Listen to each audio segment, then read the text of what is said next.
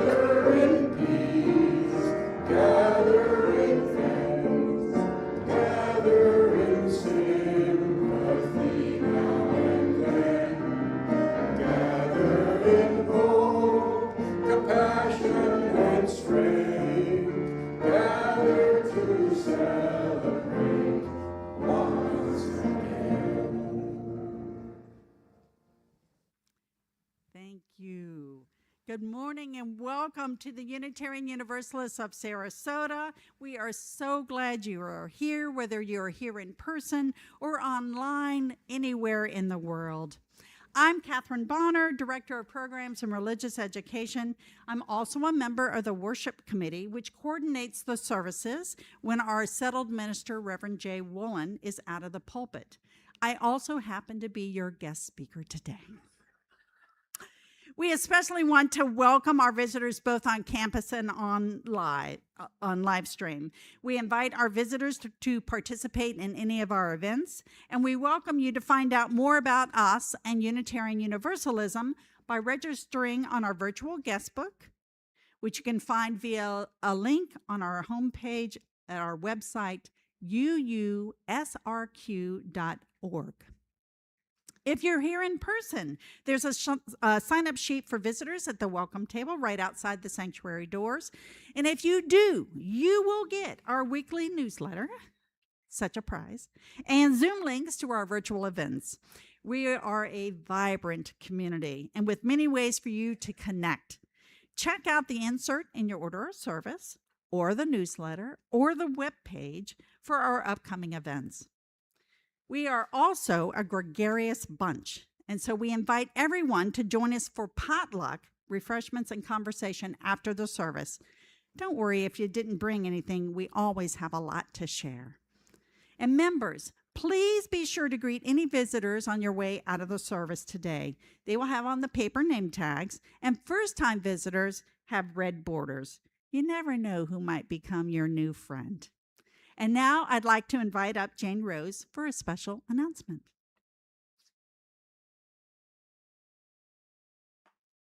Good morning. My name is Jane Rose, and I currently serve as a member of our Board of Trustees.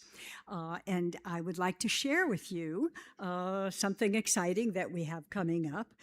Did you know that in February 2027 will mark the 75th anniversary of our Unitarian Universalist congregation here in Sarasota? In keeping with the tradition of making Jubilee years special, the board proposes that we celebrate and commemorate our anniversary in the coming year. How we mark this milestone does not need to be limited to one event or during 1 month. As a first step, the board is seeking to constitute a steering committee which will be charged to propose a shape to the overall celebration in collaboration with the board, and then oversee subcommittees for particular events and projects. If you would like to be considered to serve on this steering committee, please contact Catherine Bonner. Her email is pretty easy to find, and so if you would email her, that would probably be the most efficient way. And also, this information, this announcement will be appearing in the newsletter, so you'll have it in print also. But thank you for considering this. We should have lots of fun.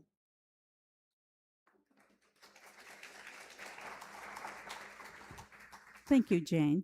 And now we will go to our opening music, and I'd like to welcome back to our stage Joni Adno. Thank you.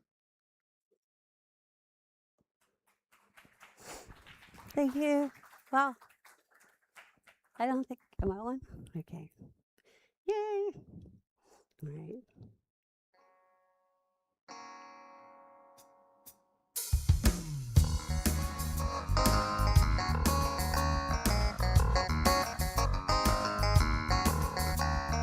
People keep on learning. The soldiers keep on warring. World keep on dying, 'cause it won't be too long.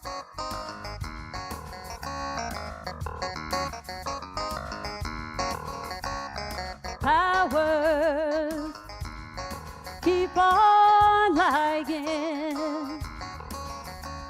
and people keep on dying.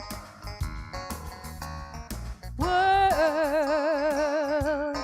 keep on turning, 'cause it won't be too long.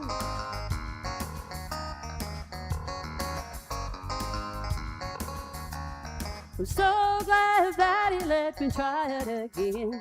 'Cause my last time on earth I lived a whole world of sin. And I'm so glad that I know more than I know then. Gonna keep on trying till I reach my highest ground.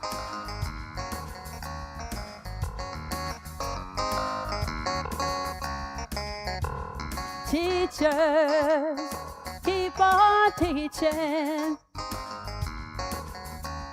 And preachers, keep on preaching.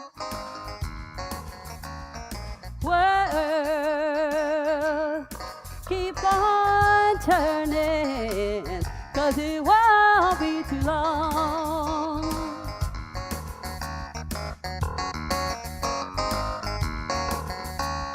Lovers, keep on loving. Believers, keep on believing. Sleepers, just stop sleeping, 'cause it won't be too long.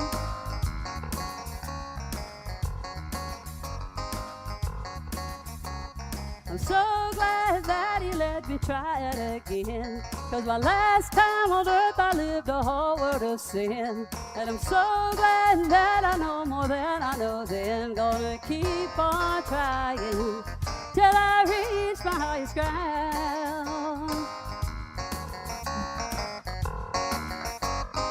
Don't nobody hold me down till I reach my highest ground. Let nobody hold you down till you reach your highest ground. 'Cause it won't be too long.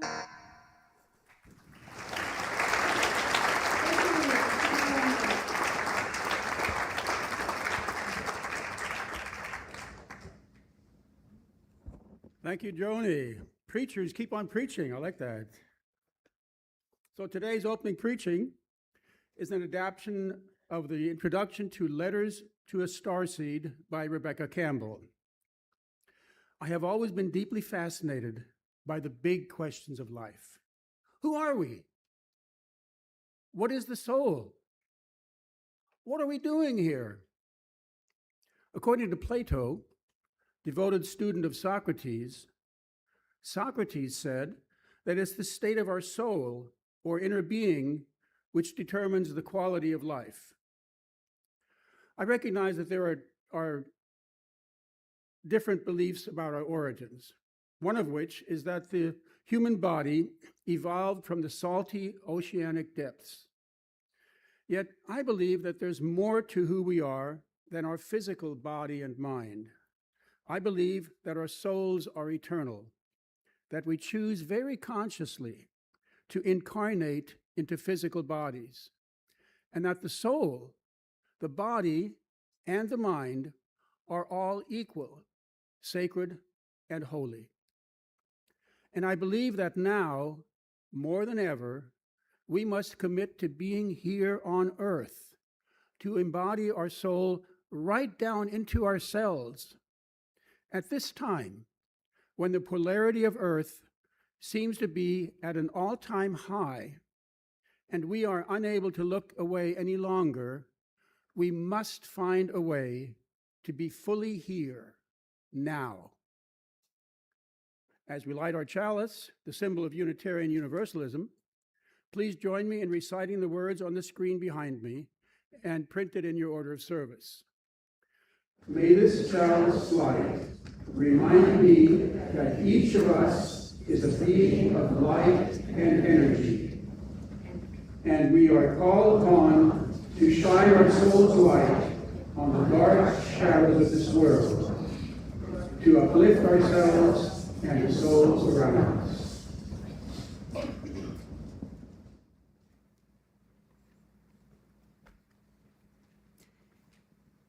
You didn't think I was going to do Time for All Ages, did you? I am.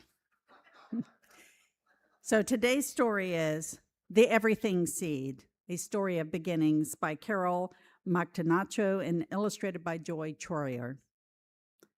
Have you ever watched a seed grow? Have you ever noticed how it begins so small, so still, so quiet, like a gift wanting to be opened? And how slowly it wakes up. It begins to unfold and growing into something larger and larger and larger. Then you know that whatever comes from a seed usually ends up looking very little like the seed that it came from, which is also true of the very first seed. Once, long, long ago, way back before the beginning, so long ago that there was no such thing as time, because there was no one there to count it. Everywhere was a huge, deep, mysterious place, like something waiting to happen. There were no stars, no sun or moon. There was no place like Earth, not a drop of water or a single tree, a rock, a flower, and no living beings anywhere. But in that deep waiting space was hidden the tiniest point of something no bigger than a seed. It was not a flower seed. It was not an oak tree seed. It was not a seed of corn, although all those things were included in this seed. You might call it an everything seed, because that is what it became. No one knows where the first seed came from, or how it was planted, or it knew the way that only seeds seem to know how to wait for just the right moment to sprout and grow. But all at once, the tiny seed, cradled and nourished in the rich soil of space, woke up, broke open, and began to unfold, unfolding, unfolding, and blossoming forth into an enormous blazing ball of bright light, like a great grandmother's sun. And the universe was born.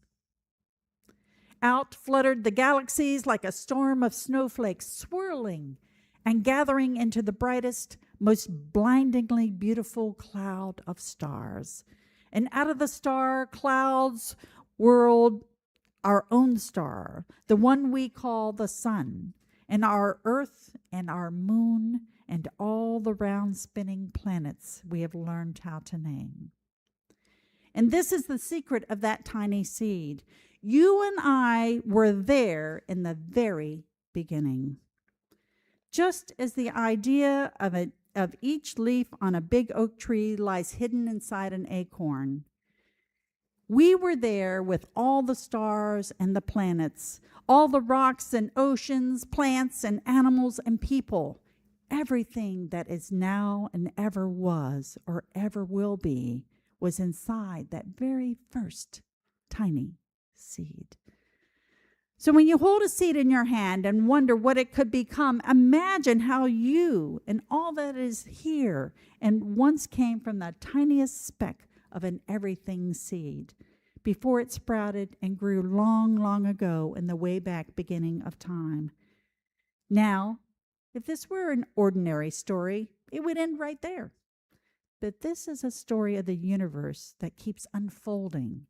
What once began on a blazing blossom of light continues every day. New stars sprout open in the deep soil of space. New plants and animals appear on the earth. Seeds of many kinds and scattered everywhere to help us remember. And new people are born every day with the spark of that first light still alive and burning deep inside, waiting like the everything seed to shine in ways that are yet to be known. I now invite any youth or children here to join Miss Kristen in the West Wing before heading to the playground for a water play day. Thank you.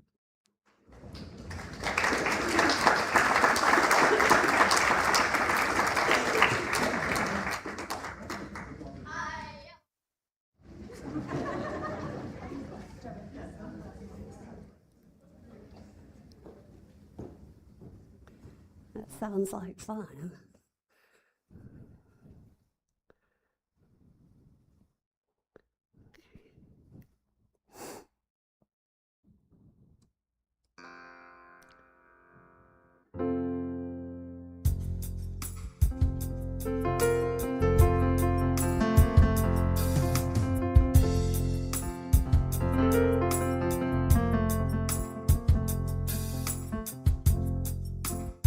We were born before the wind,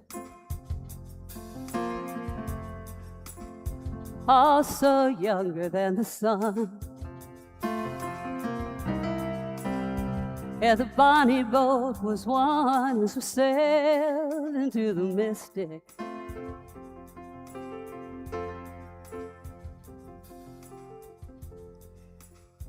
Hark now, hear the sailors cry. Smell the sea and feel the sky. Let your soul and spirit fly into the mystic.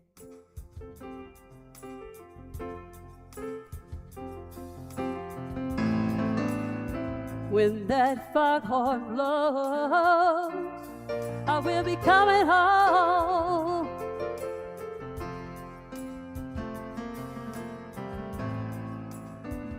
When that foghorn blows, I wanna hear it. I don't wanna fear it, 'cause I wanna rock your gypsy soul. Just like way back in the days of old. Then magnificently we will float into the mystic.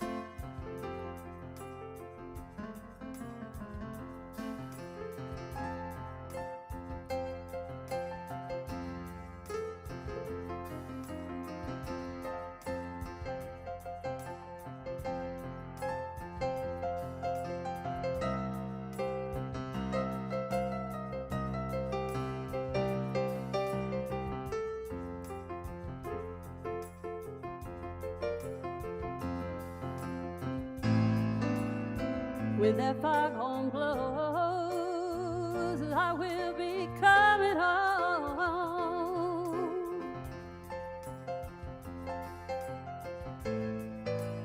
When that foghorn blows, well, I wanna hear it. And I don't have to fear it, 'cause I wanna rock your gypsy soul.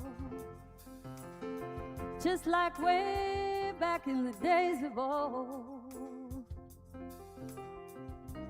Then magnificently we will flow into the mystic.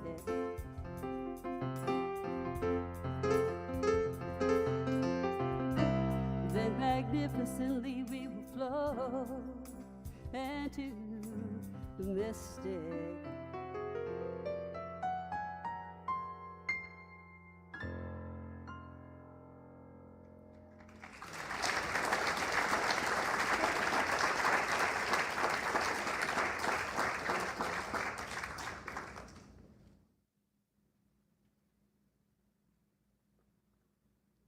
Thank you, Joni. That was mystical.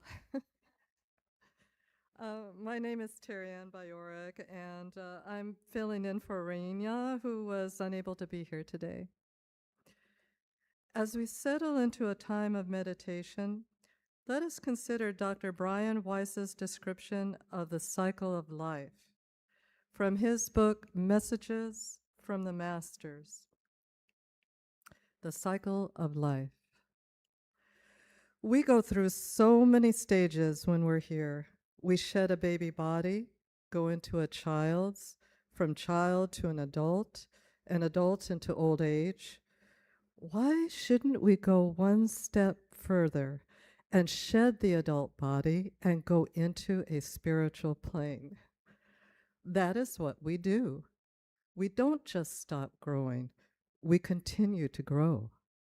When we get to the spiritual plane, we keep growing there too. We go through different stages of development. When we arrive there, we're burned out. We have to go through a renewal stage, a learning stage, and a stage of decision. We decide when we want to return, or in my little words, go somewhere else. And for what reasons? Some choose not to come back. They choose to go onto another stage of development, and they stay in spirit form, some for longer than others, before they return or go somewhere else. It is all growth and learning, continuous growth. Our body is just a vehicle for us while we're here. It is our soul and our spirit that lasts forever. Now I invite you to close your eyes and reflect on his words for just a moment of silent meditation.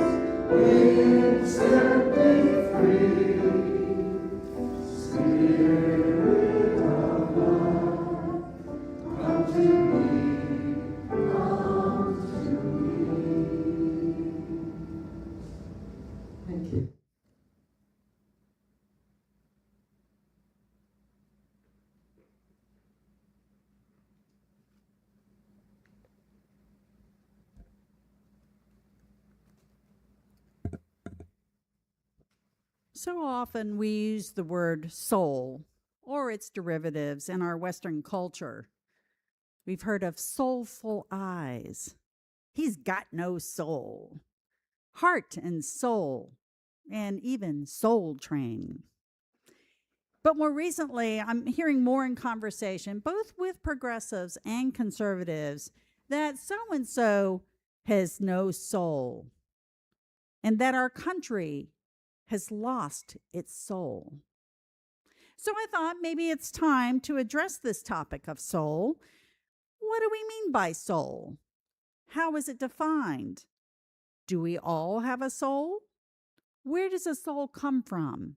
And what happens to it when we die? All right, I can already hear some of you thinking, oh no, not this new age stuff. Before you know it, Catherine will be talking about blocking alien rays with wearing tinfoil hats. So let me assure you that A, I won't be talking about tinfoil hats. And B, the questions that I posed about souls is not new age. The human race has been pondering and postulating answers to these questions for millennia. Scholars theorize that humans created the concept of the soul long before the rise of the written word. And they did this by viewing the burial rituals of differing tribes around the entire globe. Many of these rituals included burying the deceased with items that might be needed for an afterlife.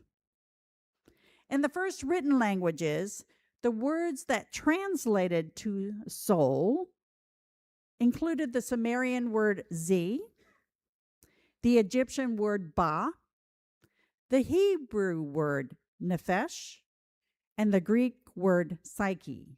But all of them meant the same thing: breath, wind, the air that moves through a living throat and stops moving when life ends. So the soul began as a description of something observable, and over roughly 3,000 years became the most contested metaphysical concept in human thought. The current definition of the word soul was stated in the American Dictionary as the principle of life, feeling, thought, and action in humans, regarded as a distinct entity separate from the body and commonly held to be separable in existence from the body. The spiritual part of humans is distinct from the physical part.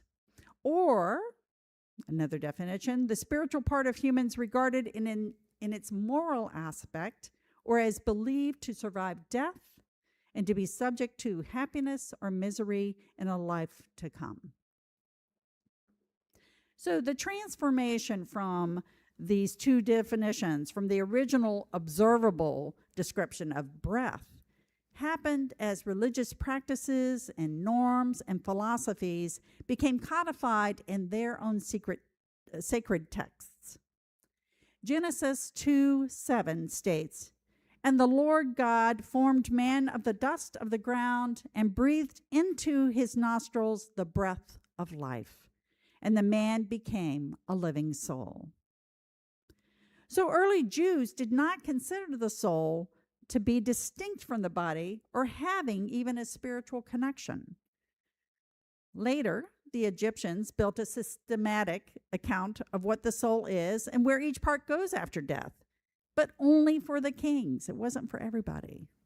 There was Ka, the vital life energy force, Ba, the aspect of the person who survived death, and Ak, the transfigured spirit formed by the union of Ka and Ba after death. Greek philosophers introduced the concept of body, soul, and mind, body, soul, and spirit, where the soul encompasses the mind and the will and the emotions, and the spirit is the deepest part of human consciousness that directly connects with God. In Islam, the soul is one of those things that is at the command of Allah, and the ego self, known as nafs, is the psychological and physical vehicle of the soul that undergoes the trials of worldly life. In Hinduism, the soul, also known as Atman, is the eternal, unchanging, and divine inner essence of every living being, distinct from the temporary body, mind, and ego. Each soul is on a spiritual evolution journey through each incarnation. In Buddhism, there is no belief in a soul, but that all phenomena, which includes humans, are conditioned, and all phenomena are impermanent, and that humans have an essential nature that transitioned conditioned or material existence. Humanists reject any supernatural beliefs, and therefore the belief of an eternal metaphysical essence, such as the soul, but will talk about the soul in a metaphorical sense, having to do with morality and ethics. Atheism only rejects theism or God and has no position on whether humans have a soul or not. Though I think if you ask most atheists, they would say, no, we don't have a soul. So no matter the path of your belief system, most everybody can agree that to a feeling of something that is essentially them, that feels connected to the world around them. In the book, The Untethered Soul by Michael Allen Singer, he helps his reader better define and understand this feeling. He asks you to answer these questions for yourself. Who am I? Who sees what I see? Who hears what I hear? Who knows that I am aware? In answering the question, who am I, most of us start with saying our name. But is that correct? Are we simply our name? So now you might tell me more about yourself. Maybe your date of birth or where you grew up, your family, your ethnicity, maybe where you went to school or where you worked. Those are the trappings of your life, but are they you? Think about this further. When you were 10 years old and looked into the mirror, were you the same you who looks into the mirror now? Certainly you don't look the same as you did, but are you the same you? Are you just emotions or your thoughts? If your thoughts, emotions, and senses just went away, would you cease to be? No, because you are behind everything, just watching. Deep in the center of awareness is where your true spiritual being lives, without effort and without intent. From that seat, you are aware that there are thoughts and emotions and a world coming in to you through your senses. This is the seat of the Buddhist self, the Hindu Atman, and the Judeo-Christian soul. So now that you've thought about that and maybe discovered this soul within you, whether you classify it as eternal or divine or not, I call upon the essence of you to be as generous as possible during our offertory, which will now be taken. Thank you.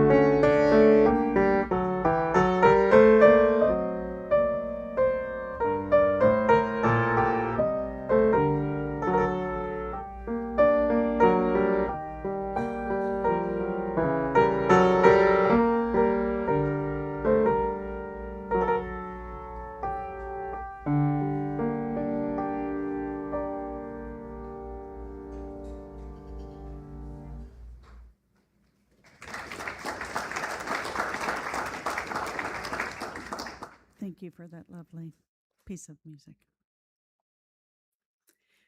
So during my formative teen years, I, like the author of the opening reading, started to contemplate what I felt were the big questions in life. What happens when we die? What is my purpose in being alive? Is there a heaven or a hell? Is there a God? Is there someone out there just meant for me? Well, maybe the last one wasn't a big question, but it sure felt like it at the time. I wasn't raised in any religion, but I sure was raised with UU values, with the right of conscience, free will, and the use of science and logic to lead me in life. So, in my quest for answers, I picked up and read the book Life After Life by Dr. Raymond Moody. This book, for those who are not aware, details accounts of NDEs, or near-death experiences, and the impact on those who experience them and those around them. It made a profound impact on me. I no longer feared the death question. Not that I knew what happened after death, but I knew that it wasn't a bad thing. So it made a big difference. Yet, I struggled with those other spiritual questions. Like most young people, I pushed them to the background as I embarked on going to college and getting married, working in my field, and raising my family. It wasn't until our surprise fourth child did I spend time to contemplate many things, including those spiritual questions. And I discovered, quite by accident or divine intervention, an article on the work of Dr. Brian Weiss and past life regressions. That article simply resonated with me and piqued my curiosity about souls and past lives and reincarnation and soul missions. So I purchased the first book by Dr. Weiss, Many Lives, Many Masters, and its content and those of his books that followed have stayed with me on this journey. Dr. Weiss is a clinical psychiatrist, and in all of his books, he details accounts of patients who regressed to previous lives, some spontaneously, and how that regression helped them heal them with the issues they were experiencing in this life. And the message is that these patients would channel to Dr. Weiss from a higher master soul. And Dr. Weiss's struggle to accept these messages and findings given his scientific background. From his work, I wanted to learn more about souls, and I discovered two books by Dr. Michael Newton, known as Journey of Souls and Destiny of Souls, where he also uses case studies of patients under hypnosis who regress not only to past lives, but also to the in-between lives and incarnations. Once again, all the experiences, the lessons, and messages that I read resonated with me at my very core, and so I would like to share my findings. In all my research, souls are described as energy. And this energy comes with a vibrational pattern and a color as well. When a soul incarnates, it slows its vibrational pattern to match that of the physical body so that they can merge together. This is done in the womb prior to the birth of the child. And upon death, the soul's vibrational pattern speeds up and becomes more like light. And that's perhaps why in NDEs, people express being drawn to a light, which is also described as a gateway to a spiritual realm. Each soul chooses when and under what circumstances and what lessons are to be learned prior to any incarnation. Though each soul gets a preview of the life that they will lead, they still have free will to make decisions which will impact whether the lessons they agreed to will be learned. Each soul carries with it a karmic impression, which are imprinted memories and gifts and vows and contracts and experiences. The Sanskrit word for this is samskara. Working through samskara is also a part of the soul contract during incarnation. Sometimes this might be experiencing the harm that you inflicted in a previous life, not as punishment, but so that you understand at a soul level the harm. Sometimes it's not being able to use a soul's gift, like being able to meditate or to help others freely, because those things sometimes impede your ability to learn a different lesson. In the afterlife, you are met by a family member or a loved one who ushers you back to the in-between, excuse me, and back to your assigned mentor-teacher who will help you do your life's review. There is no judgment except for you to judge how you did. There are periods of soul renewal where it seems that the soul is isolated in areas of energy and light to repair what damage the last life made to the very fabric of the soul. There are periods of you being in your soul group, led by your assigned mentor-teacher, to learn additional lessons in classrooms or in the library of life books. Then there is the preview room where the soul with their mentor-teacher plans out their next incarnation. Souls do progress from new, being a white color, up to at least 5 different levels. The in-between is always described as a place of peace, warmth, harmony, and care. There are also descriptions of an area called the nursery, which is a space of energy and light where new souls are formed. So this information helped me to lead a life which was had much more awareness, with much greater empathy, much less fear, much more patience and curiosity on why people act or react the way they do. But there are still more questions about souls and how this relates to life today. And we'll do more of that exploration after our musical interlude. Thank you, Joni.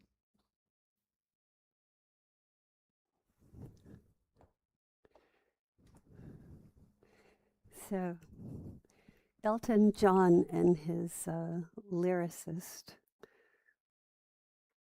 Bernie Taupin, were obsessed back in the 70s or the 80s with the cowboys and kind of the American history and West. And the album, this song is from the Tumbleweed Connection. I'm having trouble finding it, so I'm talking. I know. It's called. Anyway, so this particular song, it's a great album. If you've never listened to the Tumbleweed Connection, you should go out today and get it. But it's about a soldier, or maybe it's a cowboy, I'm not sure, but it's his transition on the battlefield, or he says the rifle range. So another mystical song. And I think I found it. Yes.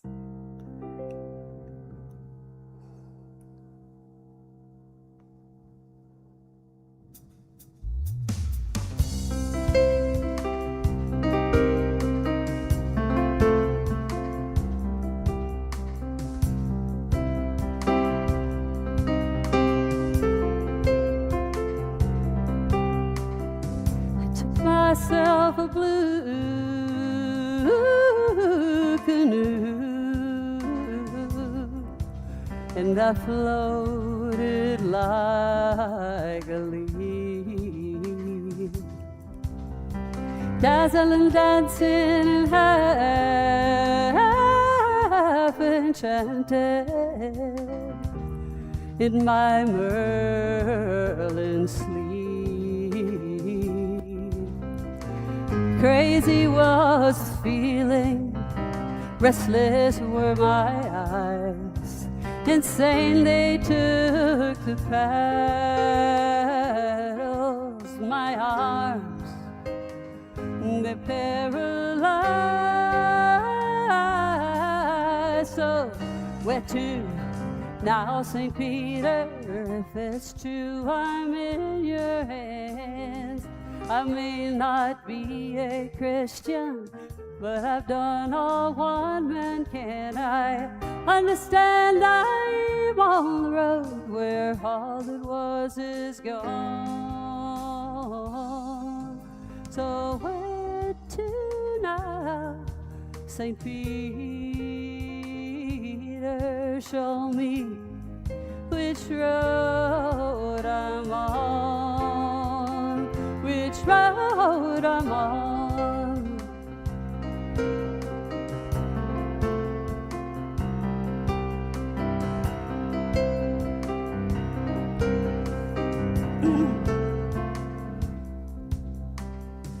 Took a sweet young foreign gun. This lazy life is short. Something for nothing always ended with a bad report. Dirty was the daybreak, sudden was the change. In such a silent place as this, beyond the rifle range. So where to now, St. Peter? If it's true, I'm in your hands. I may not be a Christian, but I've done all one man can, and I understand I'm on the road where all there was is gone. So where to now, St. Peter? Show me which road I'm on, which road I'm on.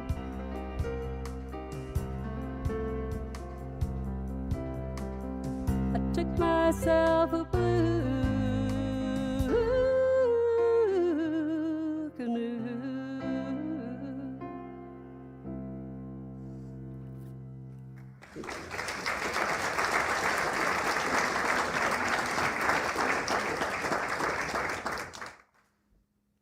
Thank you, Joni. So where to now? Where to now indeed? Why are we talking about souls? And how does that help you navigate, or me navigate, today?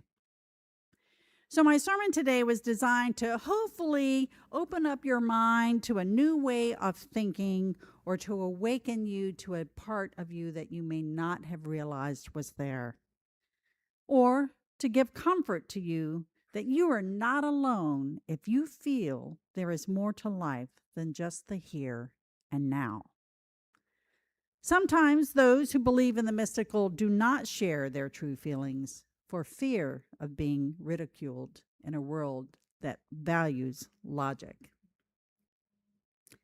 Regardless of your beliefs or whether any or part of what I shared is true for you, there's no denying that right now, as a planet, we are navigating a global dark night crisis and possible invitation for the evolution of a whole new humanity. We are losing our collective soul. It can feel like we are living in a pressure cooker. A death of our ways is happening, of our old ways is happening. But rebirth is not possible without living through the contractions and letting them change us. We must learn to let them change us as a species. While some of us have been awakened, it seems that the majority of people are being startled from their slumber to find themselves right in the middle of the birth canal, somewhere between death and a possible planetary rebirth. Awakening isn't easy, And with all the polarization and the harm humanity has done and continues to do, it's not easy to wake up. Just pull the covers over. I'm comfortable here. It will all go away or take care of itself. But it's clear more and more that living unconsciously, that is, to be separate from nature and separate from each other, is no longer a sustainable option. We must find a way to come together and mend what has been severed. We must remember who we are, why we came, and commit to truly being here in heart and soul. So, I challenge you to find time for quiet contemplation in a place where you can feel nature around you or underneath your feet. Refresh your soul with the peace, the quiet, the stillness. Do some soul searching to remember why you are here in this time and this place in our planetary rebirth. Then seek out those whose vibrational levels are different from yours. Look into their soulful eyes. Exude your own peace, calm, and care to them. Remind them that we are all on this fragile globe together, and that all of us have a divine spark to shine into the shadows of a world losing its collective soul. And to keep it alive, all we have to do is remember. So now let us sing our hymn number 1020, Woyaya, also known as We Are Going. Please rise and body your spirit.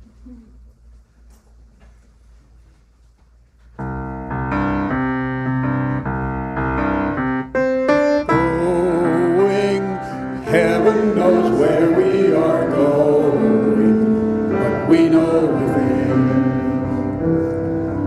we will get there. Heaven knows how we will get there, but we know within it will be hard. We know the road will be muddy and rough, but we'll get there. Heaven knows how we will get there, but we know we are going.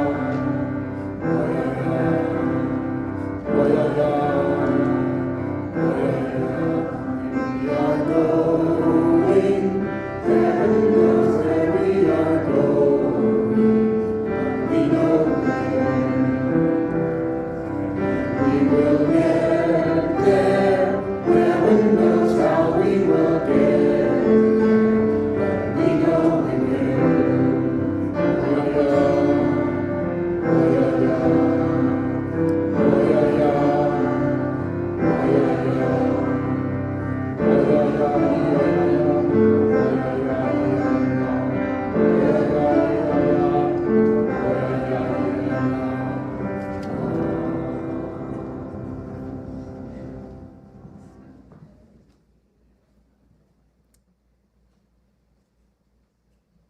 It is easy to forget the incredible living, breathing miracle that you being here is, and how each and every moment you are a part of creation itself. That your authentic presence influences the outcome of life itself. That what you do, what each of us does, has an impact, a ripple effect. That we're together creating the future from moment to moment to moment. That you being here matters, not because you're the center of the cosmos, but because you, like each and every being, are part of the very same cosmos. So say with me the closing of the chalice, if you know the words. Thank you. We extinguish this flame, but not the light of truth, the warmth of community, or the fire of commitment. These we carry in our hearts until we are together again. May it always be so. Be blessed. Have a good day.